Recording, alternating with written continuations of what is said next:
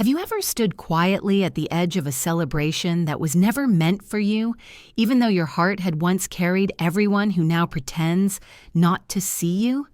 Have you ever felt your presence reduced to a footnote, even as your hands built the very lives being honored in your absence?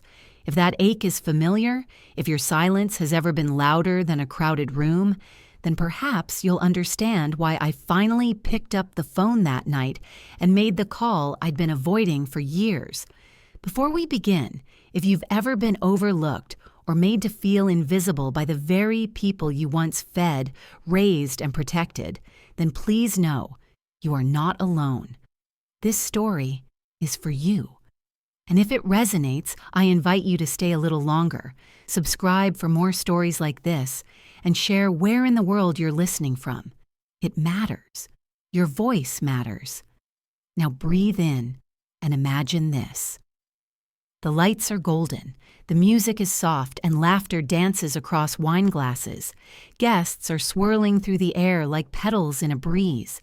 And somewhere in the background, unseen, unspoken for, I sit, alone, in a kitchen, at my own son's wedding. My name is Celeste, and I am 71 years old. I live just outside of Portland, Oregon, in the same cedar-shingled home where my late husband Jonah and I raised our only child. The floors are worn but warm, creaking in all the right places. There are tea rings on the kitchen counter from mornings we used to spend reading the paper side by side, and the attic still holds the handmade mobile I hung above Michael's crib. This house holds the breath of my past, and until that wedding day, I believed it still held my future too. Jonah passed away 6 winters ago after a long, hard battle with Alzheimer's. He had been my high school sweetheart, my quiet protector, my partner in every possible sense. Losing him wasn't just grief, it was a silence that settled into every room, a stillness that echoed. But even in that emptiness, I had Michael. Or at least, I thought I did. Michael was the kind of boy who used to wait by the window for me to get home from late shifts at the hospital. He'd draw hearts on my foggy windshield in winter, surprise me with handwritten notes slipped under my pillow. When he graduated college, he held my face and whispered, "I am who I am because of you, Mom." And in that moment, I believed I'd done something right. I believed our bond was unbreakable. Then came Clara. She arrived on an autumn afternoon, standing on my porch with Michael's hand in hers and a smile that was just too perfect. Her hair was pulled into a tight bun, her coat was designer, and her eyes scanned my home like it was a fixer-upper she wasn't sure she wanted to invest in. I offered her pie. She declined with a laugh. "I don't really do sugar." That was the first thing she ever said to me. Over time, her presence grew larger in Michael's life, while mine shrank. Invitations came less frequently. Phone calls became texts. Texts turned to silence. I told myself it was normal. He was in love, starting his life, building something new. I didn't want to be the overbearing mother, the stereotype. So I smiled through it. I made myself small. I let go of things slowly, the way you do when you're afraid to open your eyes and find that there's nothing left to hold on to. When they got engaged, Michael didn't tell me directly. I found out through a mutual friend who saw the announcement on social media, a shiny photograph of Clara's hand with a diamond large enough to blind you. The caption read, "She said yes." I stared at it for a long time, my thumb hovering over the heart icon, wondering if I should click it, wondering if it would make a difference. 2 weeks later, an invitation arrived in the mail. No return address. The envelope was thick and glossy, as if the weight of it could substitute for warmth. Inside was a perfectly printed card. "You are invited to the wedding of Michael Jonathan Price and Clara Rose Whitman." No mention of Mom, no special note, just details. Time, location, dress code, formal, black tie optional. I sat on the porch and read it twice, then a third time. Not because I didn't understand, but because I couldn't believe how little space I occupied in the life I had once poured everything into. Still, I bought a dress, a deep emerald green that Jonah once said brought out the fire in my eyes. I had it hemmed just above my ankles and found the pearl earrings he gave me on our 10th anniversary. I booked a room at the hotel where the wedding was being held, even though it was just a 2-hour drive from my home. I told myself I was being practical, but in truth, I think I was clinging to the idea that maybe, just maybe, someone would knock on my door with a bouquet and say, "We've been saving something special just for you." No one did. When I arrived at the venue, it was already buzzing. Glass doors opened into a grand hall filled with white roses and soft gold lighting. Music played gently in the background. Waiters floated by with silver trays of champagne. I recognized none of the faces, though many smiled politely. I walked with measured steps, careful not to disturb the pristine elegance. I looked for my son, and then I saw him, standing near the bar, laughing. His hair was neatly styled, and he looked older somehow. He glanced my way, his eyes flickered for half a second, and then he turned back to the man he was speaking with. Not a wave, not a nod, nothing. A woman in a headset approached me. "Are you Celeste?" "Yes," I said, smoothing the folds of my dress instinctively. "You'll be in the kitchen seating," she said too quickly, as if reading from a checklist. "Please follow me." I blinked. "I'm Michael's mother." Her expression didn't change. "Yes, ma'am, that's correct. Please come this way." I followed, her through a narrow hallway that smelled faintly of lemons and bleach, past the silver warmth trays, past 2 chefs debating salad portions, past dignity, the kitchen. There was a table there, a small round one with 3 folding chairs, a paper name card with my name misspelled. No centerpiece, no candle, no view of the reception. I sat down, my back straight, my eyes dry. And that's when I realized I wasn't a guest at my own son's wedding. I was an obligation. The clinking of glasses and bursts of laughter drifted in from beyond the swinging doors. Once I heard Clara's voice ring out like a bell, calling for a toast. I heard my son laugh. I heard someone say, "To new beginnings." And in that moment, I felt something inside me shift, not break, not shatter, but quietly move, like a piece of furniture you never realized was out of place until it found the right corner. That night, while others danced and celebrated, I reached into my purse, pulled out a folded piece of paper I had written weeks before, and stepped outside into the cool night air. The moon was high, and the stars blinked like they were holding secrets. I looked up, took a breath, and dialed the number I had written at the bottom of the page. A number that would change everything, and that was the moment I stopped waiting to be chosen and chose myself instead. The air outside the wedding venue was crisp, the kind that pinches your skin just enough to remind you you're alive. I stepped out slowly, my heels clicking against the cold stone, the echo mocking the silence I had just walked out of. Music spilled from the banquet hall, a cheerful melody that felt absurdly distant from the ache in my chest. The laughter inside grew louder as I moved farther from it, a vivid reminder that joy was taking place, just not for me. As I clutched the small slip of paper in my hand, the number I'd written weeks ago seemed to burn through my skin. I paused under a row of string lights, their glow too warm, too inviting for what I felt in that moment, and finally, with a breath that felt like it came from the bottom of my soul, I dialed. "Hello?" a woman's voice answered, cautious but kind. "Yes, hi," I managed, my voice faltering. "Is this Natalie Chandler from Beacon Legal?" "It is. May I ask who's calling?" "This is Celeste. Celeste Archer. We spoke briefly last month. I wasn't sure if I'd go through with it, but I'm ready now. I want to change my will." There was a pause on the other end, not the kind of silence that comes from hesitation, but from understanding. "Of course, Celeste," she said gently. "I remember you. I'll get everything prepared. We can schedule a formal meeting first thing Monday." I thanked her, and as I ended the call, I realized something had shifted. not just in the course of my future, but in the architecture of my heart. It wasn't about vengeance or bitterness. It was about dignity, about deciding that my story, my legacy, didn't have to be shaped by people who couldn't find a seat for me at the table. As I stood there in my emerald dress, the one I'd picked with such care, I stared up at the sky and thought about Jonah. I could almost hear his voice, soft, deliberate, full of the kind of love that makes a person feel known. He would have hated this wedding. He would have taken my hand, lifted his glass, and said something quietly sharp but unshakably loyal. I missed him then, with a kind of grief that folded over itself, a second mourning not just for him, but for the family we thought we had raised. I didn't go back inside. I couldn't. Instead, I slipped away, unnoticed, and returned to my hotel room.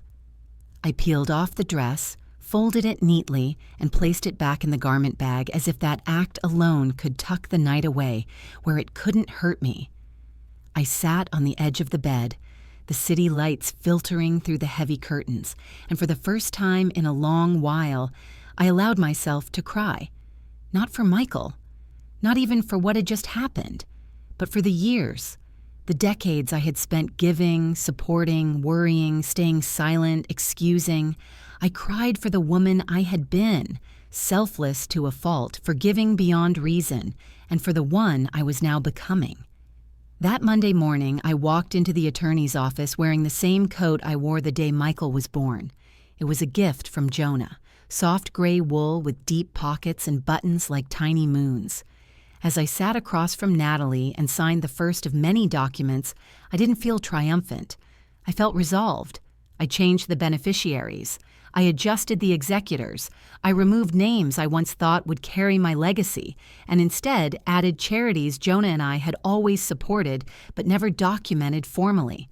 I created a trust for the local library, another for the animal shelter we used to volunteer at. And yes, I made sure that the house, the cedar-shingled one full of our memories, would never, under any circumstances, belong to Michael or Clara. Weeks passed, and I said nothing to them. I didn't return calls, not that many came. I received one thank you note, typed, not handwritten, from Clara's assistant. "Thank you for attending. We hope you enjoyed the celebration." Enjoyed.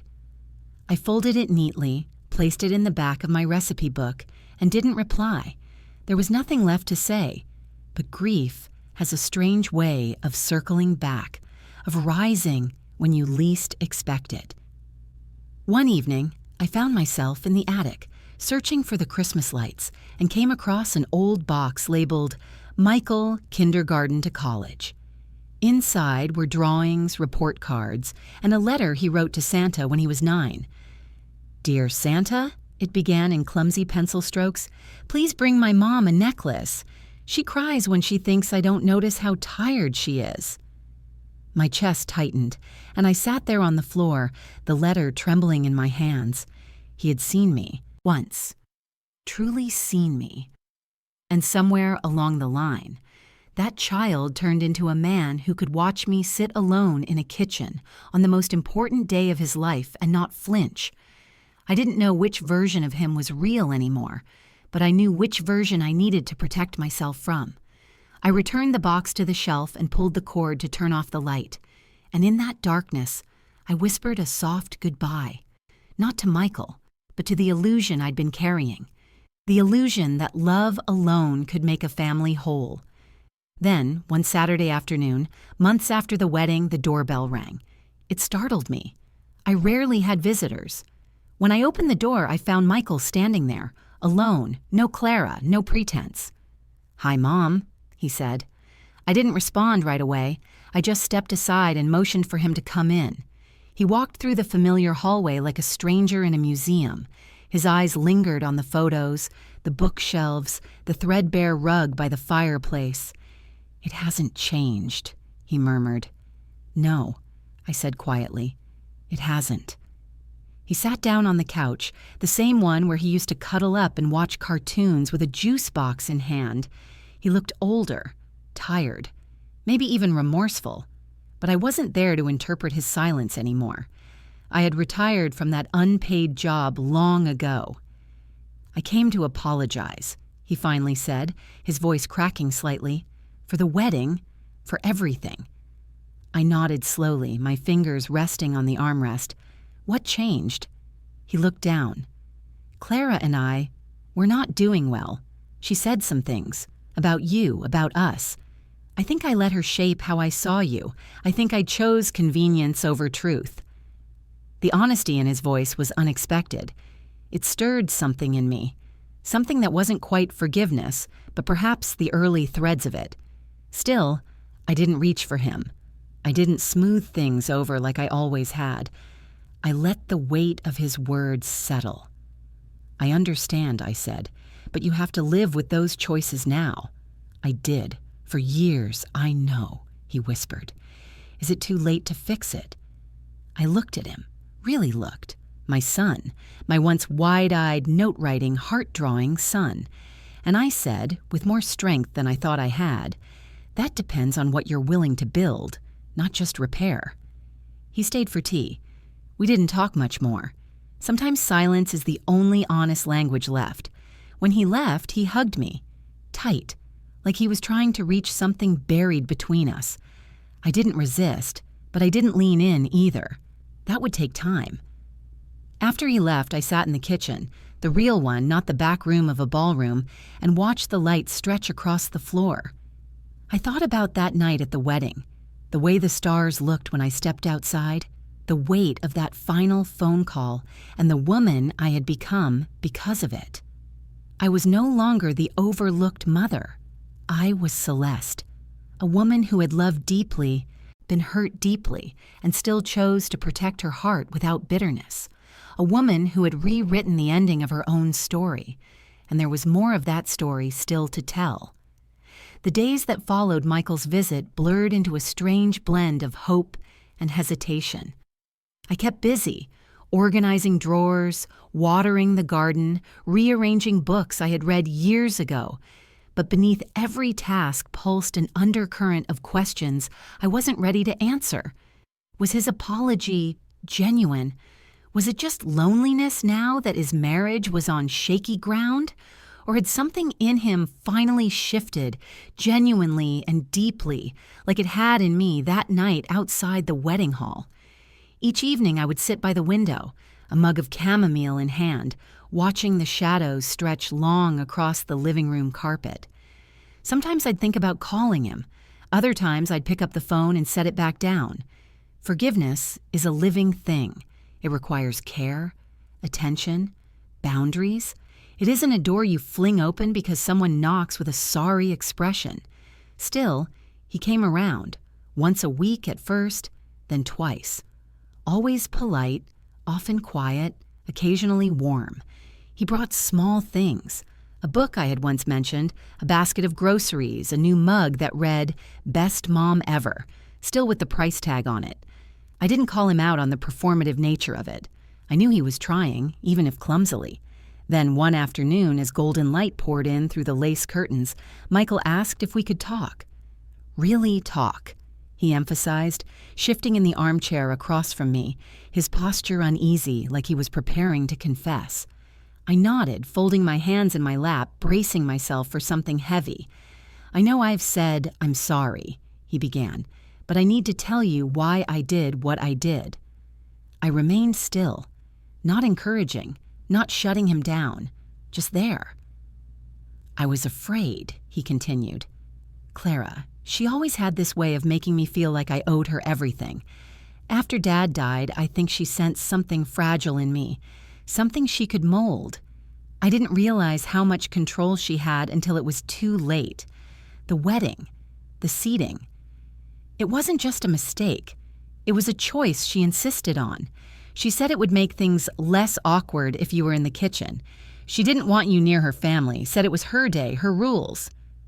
I felt my jaw tighten, but I didn't speak.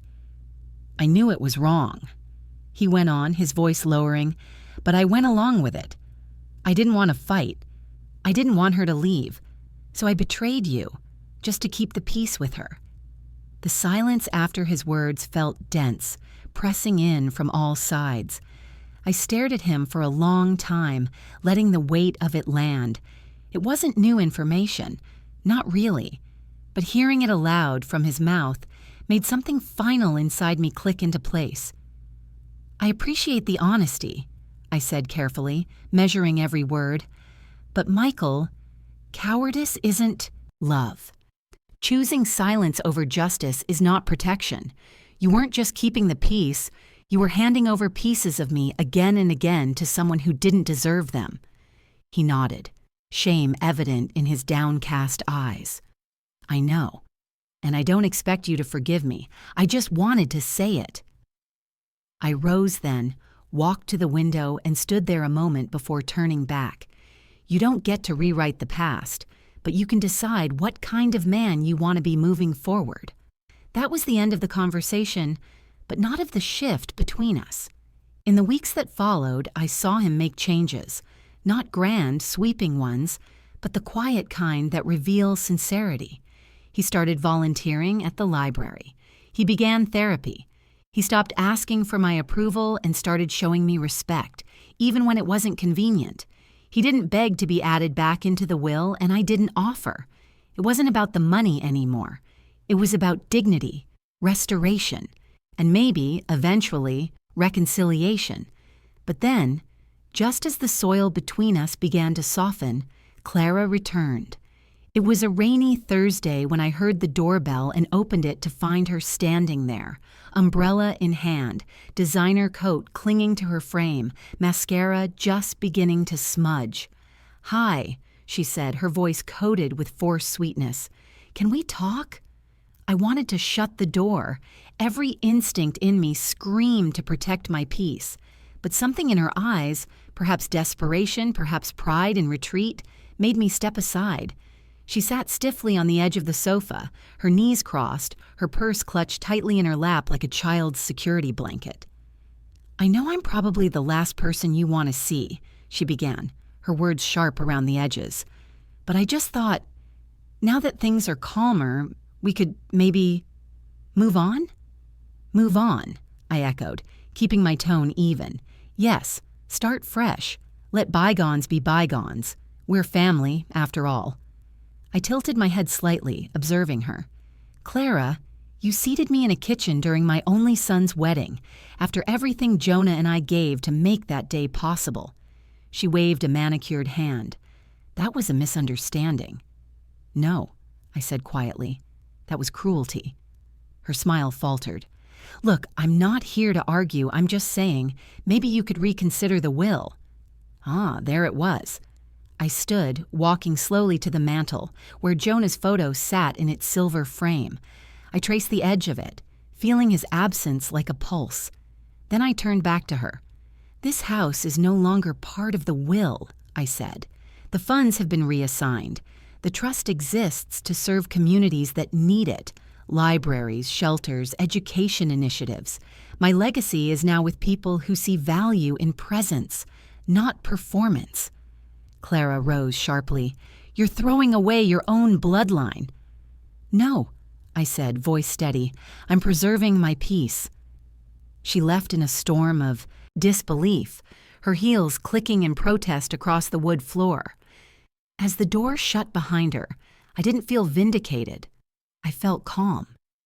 The kind of calm that comes only after you've bled and decided never to hand over the knife again. From that day forward, I built a life that honored the woman I had become. I joined a local book club. I taught memoir classes at the community center. I hosted quiet Sunday teas for neighbors who had once only been nodding acquaintances. And yes, Michael kept showing up, not because he had to, but because he wanted to. Sometimes we sat in silence. Sometimes we laughed. We never spoke of the wedding again. We didn't need to. The damage was there, etched into memory. But so was the mending. The next few weeks passed with a kind of surreal stillness, the kind that descends after a long, punishing storm. Clara hadn't returned, and Michael, true to his word, continued to visit. He no longer came bearing gifts or clumsy attempts at redemption. Instead, he arrived with time, with presence. Sometimes we shared tea and soft-spoken reflections.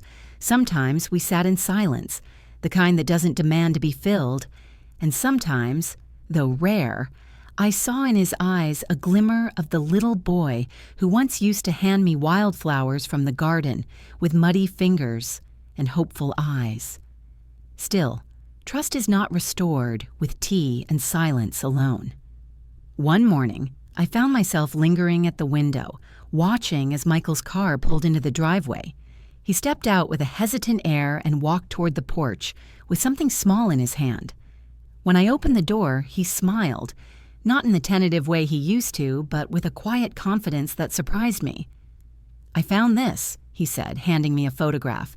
It was old, creased at the edges, of me holding him on his 5th birthday, both of us laughing, frosting smeared on his chin. On the back, in faded ink, Jonah had written, "To my 2 favorite people." I felt my throat tighten.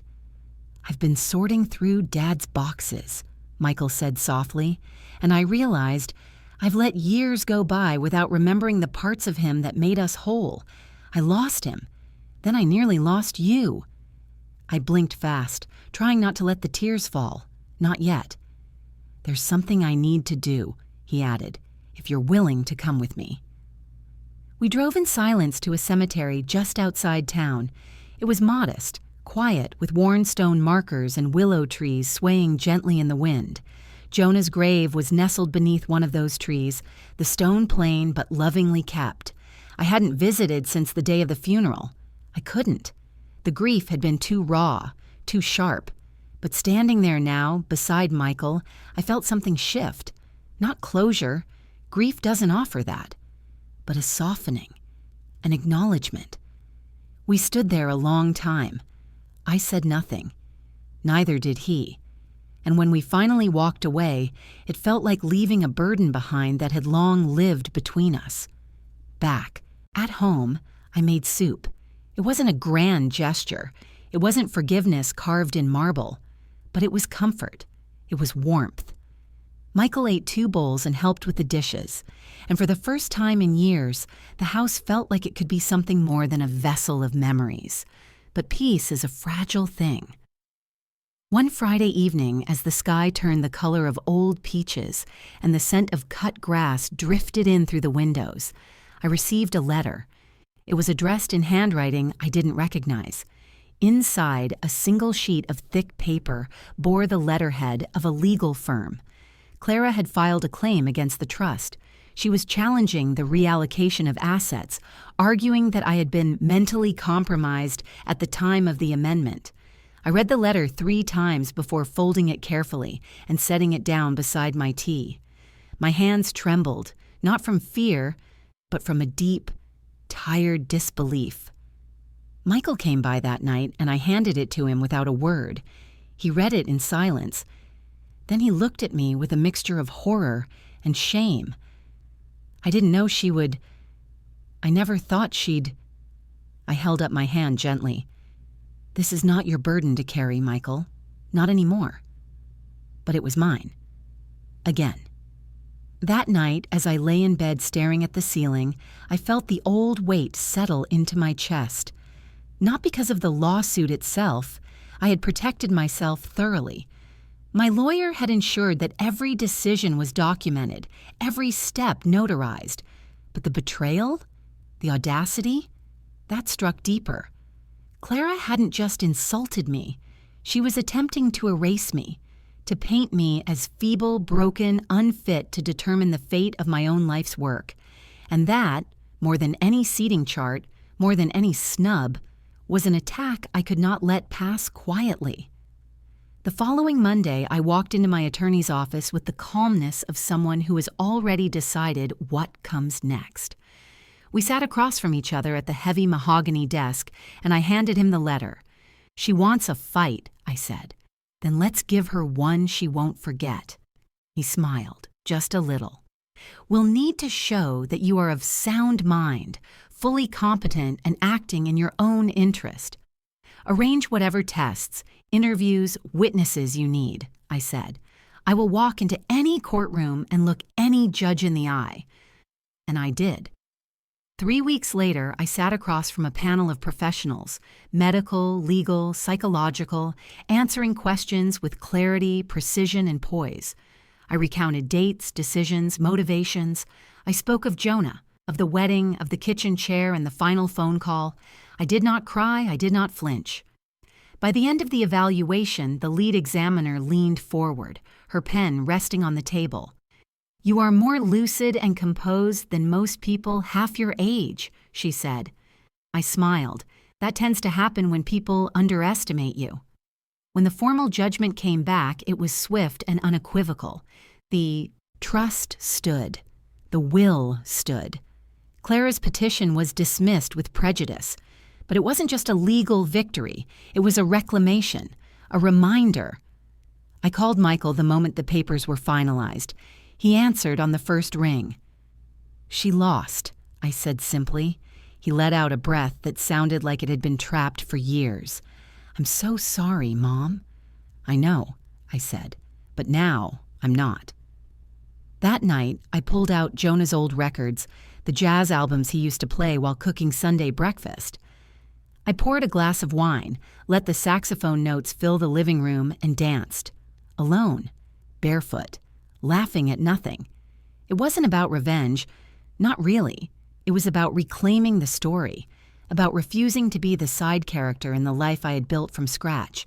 I had been seated in the kitchen, but now I was at the head of my own table, and no one, no matter how entitled, cruel, or strategic, would ever move me again.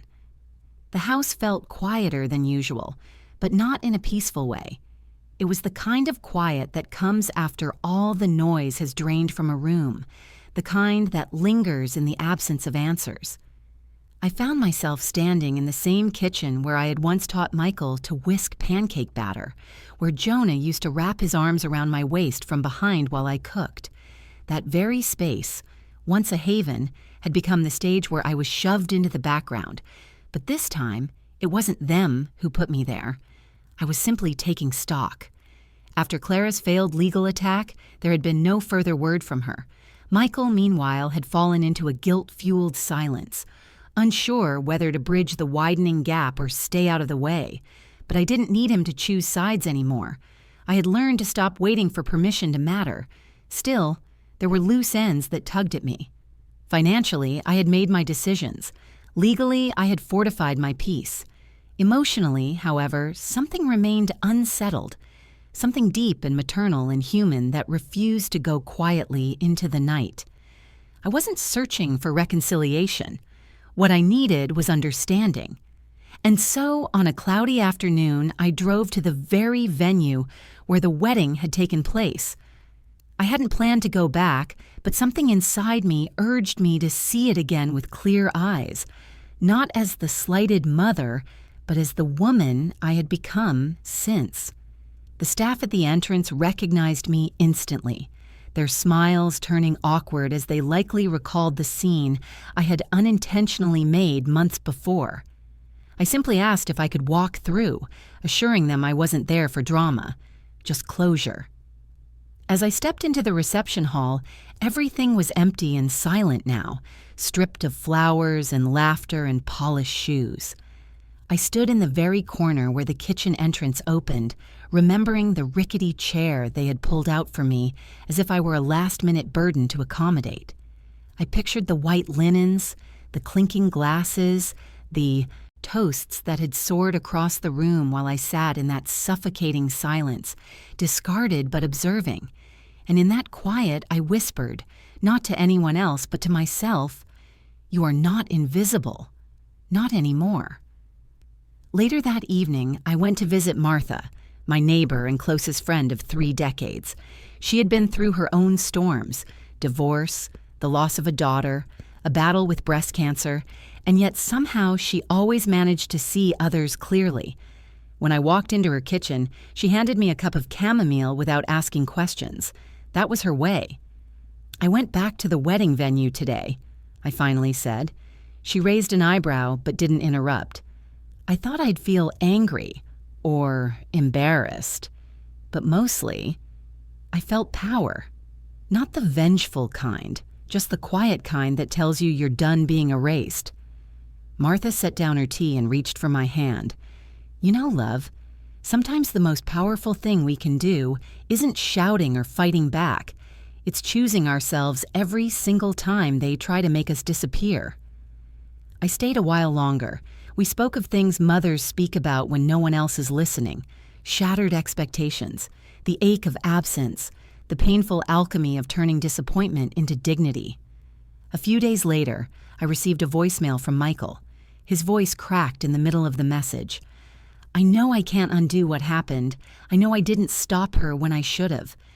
But I want you to know something, Mom. I miss you.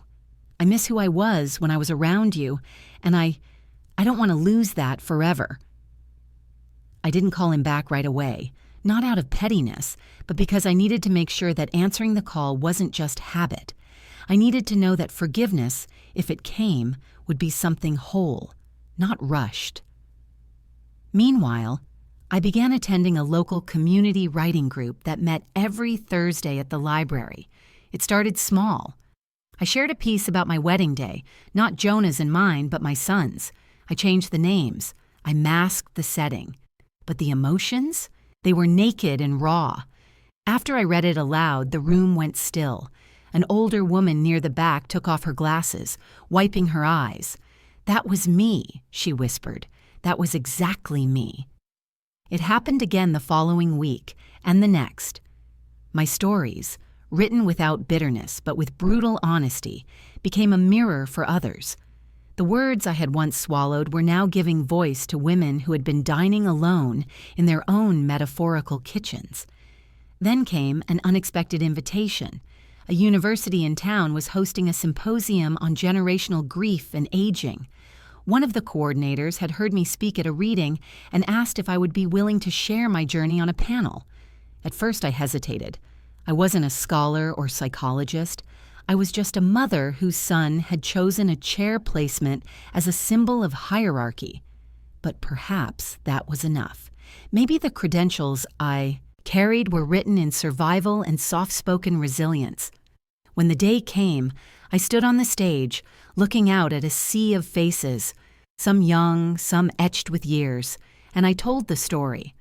Not the scandalous version, not the revenge fantasy, just the truth. The quiet, slow, aching truth of being forgotten and then found, first by oneself. The applause was warm but unnecessary. I hadn't come for approval. I had come to reclaim the parts of me I had let wither. That night, as I stood brushing my hair before bed, I caught my reflection in the mirror. The woman staring back wasn't angry. She wasn't fragile. She wasn't a victim. She was someone who had once been seated in the kitchen, excluded from her own family celebration, and had risen from that folding chair with more than her pride. She had risen with clarity, with voice, with peace. And in that reflection, I saw something that surprised me. A readiness to forgive, not to forget, not to erase, but to release. I picked up the phone and dialed. "Hi, Michael," I said when he answered. "I heard your message. Would you like to come over for dinner this weekend?" His answer came with the speed of a son who had waited far too long. Yes, I'd like that very much. And this time, when he came to dinner, I made sure we sat at the same table, side by side. No hierarchy, no divisions, just a mother and her son beginning again, not where they had ended, but where they had once started. Michael came for dinner that Sunday, just as promised. There was no fanfare, no awkward apologies rehearsed into the steam of the evening air, just the quiet arrival of a son standing on a familiar porch with a bouquet of tulips, my favorite, though I wasn't sure he remembered that or if Clara had once told him in passing. I opened the door before he could knock, and we stood there for a moment, eyes searching, unsure of how to begin something that had once been second nature. The meal was simple: roasted chicken, mashed potatoes, and green beans with almond slivers. Food I used to make when he was a boy, when the world felt less sharp. We sat at the dining table together, the same one Jonah had built with his hands decades ago, and for the first time in what felt like an entire lifetime, There were no walls between us, only the tentative scaffolding of new conversation. He asked about my writing group. I asked about his job. We avoided Clara's name for most of the meal, not out of resentment, but because neither of us quite knew where she stood anymore in the narrative of us. He looked tired, like someone who'd been carrying too many unsaid things, and I felt, more than anything, that he had come not to be forgiven, but to finally speak aloud the things that had lived in silence for too long. After dessert, he stood at the sink, rinsing dishes as if it were still his childhood chore.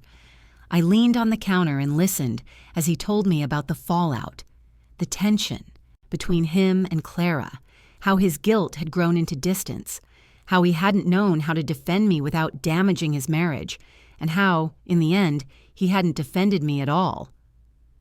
"I thought I could fix it later," he said, voice low, hands shaking slightly as he dried the plates. "But the moment passed, and all I did was let you sit alone on your son's biggest day." I didn't interrupt. I let him speak. It wasn't for me to rescue him from his own regret. That wasn't the point anymore. Instead, I let him say everything he had tucked into the crevices of that wedding day, and in the quiet that followed, I simply said, "I'm still here."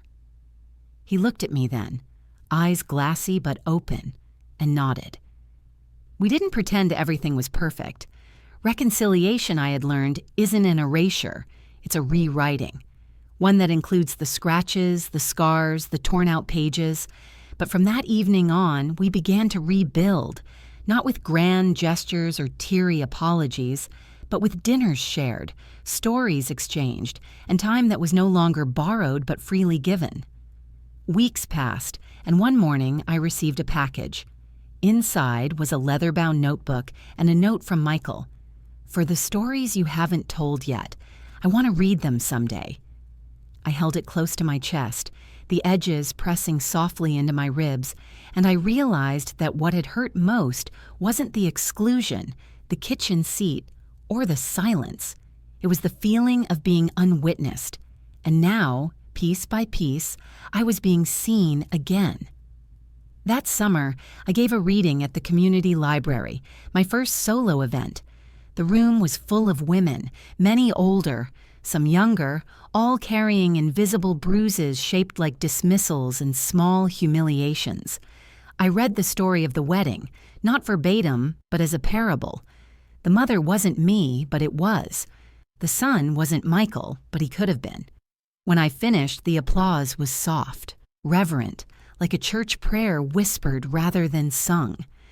Afterward, a woman in her 70s approached me and whispered, "I thought I was the only one who'd ever been seated in the kitchen." I smiled, took her hand, and said, "We're never the only ones." That's the lie they want us to believe. At home, my garden bloomed brighter than it had in years. The rose bushes near the porch had recovered from last season's frost, stubborn and beautiful in their survival. And as I sat beneath the shade of Jonah's old oak tree, watching the sun pour gold across the yard, I realized something quietly profound. What they tried to make small in me had not disappeared. It had grown. Maybe not louder, but stronger, deeper. And in that strength, I found not vengeance or bitterness, but peace. To those of you who've been seated at life's metaphorical kitchens, handed the cold plate, given the back room, or silenced in a crowd, you are not invisible. You are not forgotten. And your story is not over.